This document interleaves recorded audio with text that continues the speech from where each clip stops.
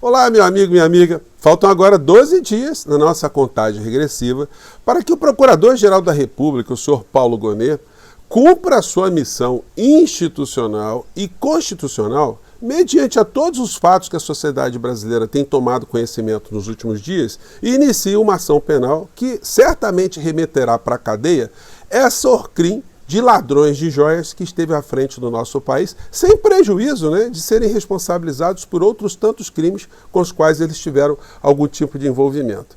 Enquanto isso, alguns personagens estão desaparecidos. Ninguém ouve mais a citação do nome de algumas criaturas. Porque é bom lembrar que enquanto Bolsonaro fez o papel de boneco do posto aqui no nosso país, atraindo as atenções, as iras e manifestações por todos os lados, na parte central do posto, na gerência do posto, ocupava ali a figura de Paulo Guedes, que funcionou gerenciando a ação governamental para retirar direitos do povo brasileiro e cada vez mais enriquecer os bolsos dos seus amigos, dos seus mais próximos, Entrevistado há alguns meses atrás sobre essa subtração de joias, Paulo Guedes se fez de desentendido, não entendia nada, não sabia de nada, enfim. Mas aí foi perguntado para ele, se o chefe da Receita Federal, que andou atuando para cobertar os crimes de Bolsonaro, se não tinha sido indicação dele, Ele falou assim, não, a minha indicação foi exonerada. Quem ficou no lugar dele foi o Júlio César Vieira, um que agora também está incriminado por ter feito parte dessa orcrim de subtração de joias. O mais incrível para a comunidade jurídica é que existem algumas pessoas que estão tentando dar algum tipo de verniz, dar algum tipo de justificativa para esses crimes. E hoje eu me deparei com uma publicação do Inelegível, onde ele cita o promotor de justiça, procurador de justiça agora, licenciado, o Capês, Fernando Capês, de quem eu tenho alguns livros de direito penal. Mas ele está meio que desdizendo tudo aquilo que ele aprendeu na faculdade e que ele lecionou e que ele andou pregoando para um lado e para o outro.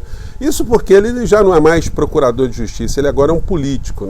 Aliás, faz tempo. Ele foi eleito deputado estadual em São Paulo por 3 legislaturas pelo PSDB. E hoje ele está vendo ali que o bolsonarismo pode ser ali um espaço fértil, politicamente, para ele trafegar. Porque só isso explica, ele está tentando justificar que os ladrões de joias milionárias não fizeram nada de mal, que existem normas que podem ajudar a criatura a sair impune dessa história, Bom, eu vou conversar com vocês sobre tudo isso e também trazer as últimas informações, mas antes de mais nada, quero convidar você que está chegando agora ao nosso portal e ainda não nos conhecer, para que você se inscreva aqui conosco, conheça também os nossos outros vídeos. É aquela história toda muito importante, Compartilhe se você achar bacana, dê seu joinha, mande seu comentário e, se puder, se inscreva aqui também no nosso clube de membros, tá legal? Você que é muito bem-vindo e muito bem-vindo. Gente, eu andei dando uma pesquisada, O senhor Paulo Guedes está mudinho. E nem o Malafaia, que sempre foi o fiel escudeiro de Bolsonaro, ele está vindo à tona para falar alguma coisa em relação às joias. E agora também em relação a esse escândalo da BIM paralela, Esse grupo criminoso, clandestino, que estava espionando jornalistas, parlamentares, personagens da República Brasileira, sempre ali com algum tipo de conexão com a nossa realidade concreta aqui no nosso país. São crimes atrás de crimes. Ontem, inclusive, o Flávio Bolsonaro fez uma publicação dizendo que não tinha nada com isso, enfim, que havia uma quadrilha dentro da Receita Federal, vejam só, bisbilhotando pessoas, Enfim, mas ele tinha alguma coisa a esconder? Nós sabemos, senhor Flávio Bolsonaro. O senhor tem uma vida patrimonial aí que, num país sério, qualquer Receita Federal apanharia, essa movimentação de dinheiro em espécie, essa multiplicação de bens patrimoniais do senhor e do clã. Isso o senhor me explica, Enfim, mas os fatos estão se colocando cada vez mais como um grande quebra-cabeça, mostrando como o clã Bolsonaro ele corrompeu a República Brasileira moralmente e eticamente. Quando você tem um corrupto, um desqualificado, um desordeiro chefiando alguma coisa, todas as pessoas que vêm abaixo se comportam da mesma forma. Não é por outra razão que eu tenho dito aqui para vocês, que o Bolsonaro ele conseguiu recrutar o que de mais podre havia na sociedade. Muitas pessoas que se colocam no campo da direita, elas foram se afastando com o tempo. Elas estão e foram tratadas pelo bolsonarismo como inimigos, né? Tem muitos por aí nas redes sociais, em alguns campos da política brasileira, que não assinam embaixo dessas situações criminosas todas, né? Vamos aqui percorrer algumas situações, né? Eu comentei aqui com vocês a situação do Paulo Guedes. Ele deu uma sumida, né? Aliás, o senhor Paulo Guedes, né? Ele nunca foi amigo de Bolsonaro, já comentei isso com vocês. A posição dele era estratégica, ele era um homem do mercado, da grande mídia, dos grandes bancos, do grande sistema financeiro nacional e internacional.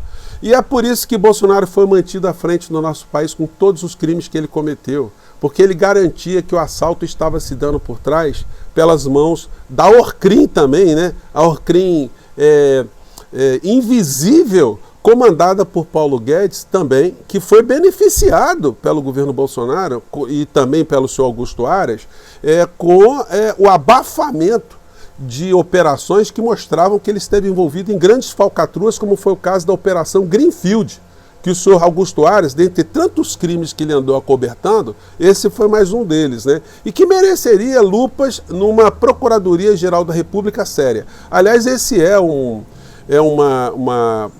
parte da história que vai recair nas costas do senhor Paulo Gonet. O senhor Paulo Gonet, como Procurador-Geral da República, ele tem um dever patriótico de resgatar essas insanidades criminosas todas que foram acobertadas pelo senhor Augusto Aras e algumas pessoas no seu entorno. Inclusive com relação aos crimes praticados ao tempo da pandemia. O senhor Paulo Gonet, se ele não fizer absolutamente nada, ele estará se equivalendo, se igualando ao que fez o senhor Augusto Aras contra o povo brasileiro, né? Não é a favor de um político que tem outro, não, contra o povo brasileiro. E o nosso portal aqui fará essas cobranças, nós somos muito assistidos, né, pelos outros colegas também, na internet. Então, é importante a gente estar recobrando esses fatos todos para que haja movimentação, haja cobrança das instituições aqui no nosso país. Nós somos cidadãos, nós temos o direito e o dever de cobrar dessas autoridades que eles façam o papel que está previsto na lei, né? Enfim, o senhor Malafaia também não está falando absolutamente nada. Estou aqui com o monitor aqui na minha frente, ele está querendo saber agora quem foi que contribuiu para a alíquota da carne ficar zerada, se foi Lula ou se foi Bolsonaro. Ele está querendo arrastar a sardinha para o Bolsonaro. Mas, senhor Malafaia, e as joias, hein? As joias. O senhor tem alguma coisa a dizer dessas joias? O senhor acha também que é irrisório qualquer tipo de presente, né? Entre aspas? Ou o Código Penal é que está prevendo que isso é o crime de prevaricação do artigo 312 do Código Penal, que dá uma pena de 2 a 12 anos de cadeia, né? Bom, uma notícia interessante no meio desse lodaçal todo. Deixa eu colocar aqui o monitor para vocês que vale a pena, né? É essa notícia aqui, ó. Sou Gustavo Gayer, um desses membros dessa Orcrim, que foi para o parlamento, foi condenado.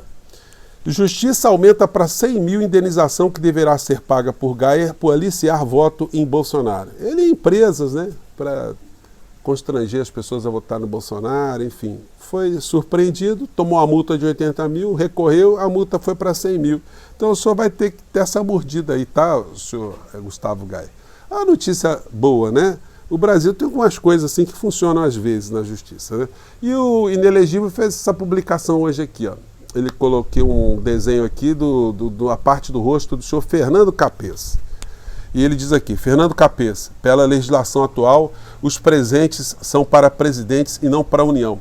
Gente, isso é uma coisa mais vergonhosa que eu já li de uma pessoa da área jurídica, né? Eu li o texto que ele publicou aqui, mas senhor Fernando Capeça, eu tenho alguns livros do senhor, lecionei usando alguns livros do senhor. Nos livros do senhor só ensina que o artigo 302 do Código Penal é o crime de peculato. Apropriar-se o funcionário público de dinheiro, valor ou qualquer outro bem móvel, público ou particular de que tenha posse em razão do cargo ou desviá-lo em proveito próprio ou alheio. Pena, reclusão de 2 a 12 anos. Onde é que o senhor está derrogando, o senhor está liquidando com o Código Penal? O senhor ensina para os seus alunos, ensinou para os seus alunos que isso não vale?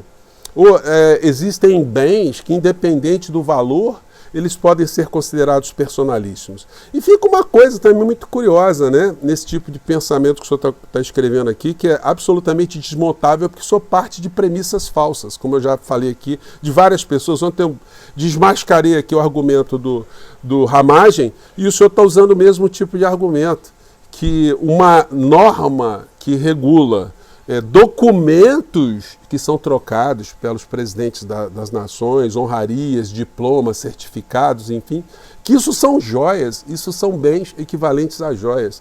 E, portanto, não estariam sujeitos ali ao crime de peculato, né? Francamente, senhor Fernando Capês, o senhor, enquanto promotor de justiça, o senhor aliviou todo ladrão que apareceu na sua frente, todo corrupto que apareceu no serviço público? O senhor fez algum tipo de atenuação da pena para esses criminosos? O senhor disse que o crime não existiu? Se um funcionário fosse apreendido com 4 milhões de reais em dinheiro, ou em joias, ou em ouro, isso para o senhor é relevante? E qual é a lição que fica nesse tipo de pensamento que está no artigo do senhor? Se o ladrão, ele subtrair o bem, mas ele guardar o bem, ninguém descobrir, bom, aí ele pode se desfazer do bem e não vai acontecer nada. Mas se ele for descoberto e ele devolver os bens, o crime deixa de aparecer, o crime desaparece. Então são situações que são indefensáveis, né? Senhor Fernando Capês, isso aqui é uma coisa de menor importância? Isso aqui é um crime de bagatela que a gente aprende no Código Penal, senhor Fernando Capês. Ele usa aqui o artigo, gente, ele usa a lei, mais uma vez, gosto de frisar, né? A lei, o decreto 4.344, né? Que dispõe de acervo documental, senhor Fernando Capês. Que vergonha, hein? Que vergonha jurídica. O senhor não resiste a um debate jurídico. Senhor Fernando Capês, olha só. Eu mostrei um colar agora, vou mostrar outro colar aqui, tá? Vamos imaginar que o Bolsonaro tivesse recebido, por debaixo dos panos, esse colarzinho. Sabe qual a diferença daquele colar que o senhor disse que é bem personalíssimo desse aqui? É que esse aqui vale 55 milhões de dólares. Então, qual é a diferença? Receber um colar de 4 milhões não tem problema nenhum, de 40 milhões de reais não teria problema nenhum, de 40 milhões de dólares não teria problema nenhum, de 55 milhões de dólares não teria problema nenhum. Como é que é a régua do senhor, a régua moral do senhor, né, para esse tipo de situação? Gente, não tem escapatória. Eu poderia aqui colocar para vocês aqui, tem joia de 200 milhões de dólares, gente. Enfim. E nenhum desses argumentos supostamente jurídicos, eles vão servir para aliviar a figura do inelegível. Esses argumentos eles vão ser totalmente destruídos no julgamento do Supremo Tribunal Federal. E o que compete a todos nós agora é cobrar que o Procurador-Geral da República faça o papel que ele tem que fazer. Ele não pode dar uma aradizada, né? Ou araizada, né? Ou lindorazada. Não pode fazer isso, os fatos estão aí. Não tem como a gente achar que existe algum lampejo de legalidade no comportamento de um ladrão, porque se ele tivesse a noção que ele estava fazendo alguma coisa lícita, ele não precisava da carteirada, tentar subtrair, tentar passar por baixo dos panos, tentar passar na alfândega, tentar vender lá fora do nosso país. Francamente, quando a gente vê muitas pessoas defendendo a ladroagem aqui no nosso país, é um sinal que até mesmo dentro das instituições nós temos muitas deformações jurídicas e temos deformações de caráter também, né? Bom, ainda bem que a gente tem esse nosso espaço aqui, né? Se o senhor Fernando Capês, ele tiver conhecimento do nosso papo aqui e quiser contestar juridicamente, vamos juridicamente profundamente nessa história. Uma portaria do TCU, que o senhor está invocando no seu artigo, tem o condão, tem a força para anular o Código Penal, a essência do crime de peculato, de corrupção? Pois bem, né?